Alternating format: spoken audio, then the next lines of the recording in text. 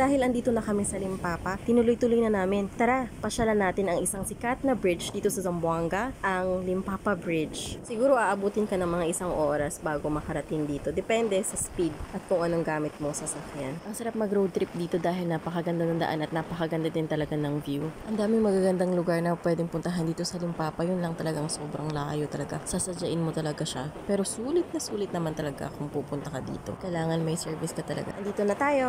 Ayan yung signage. I love Limpapa. Ang Limpapa Bridge ay nasa West Coastal Road ng Zamboanga City. Ito ay itinuturing na border na nagkukonekta sa pagitan ng Zamboanga del Sur at Zamboanga del Norte. Paglagpas mo ng tulay na yan na yung Cebuco, yung isang barangay ng Zamboanga del Norte. Ang Limpapa Bridge ay itinuturing na isang tourist attraction dito sa Zamboanga City. Sa baba, makikita mo meron ditong mahabang river. Yan yung tinatawag na Limpapa River na connected sa dagat. Kaya napakaganda talaga ng view. Aside sa pagiging tourist attraction, sikat din itong dating spot dito sa Zamboanga City dahil nga napakagandang background nito para sa pictorial dahil sa mga coconut trees, sa dagat. Sobrang nice ng place na to na mag-unwind kasama ang friends at families. Pwedeng maligo sa baba, sa ilog. Marami rin nagtitinda dyan sa gilid. Mga mais, mga iba-ibang klase ng pagkain. Thank you for watching! Samahan niyo po ulit kami sa aming susunod na adventure. Follow for more!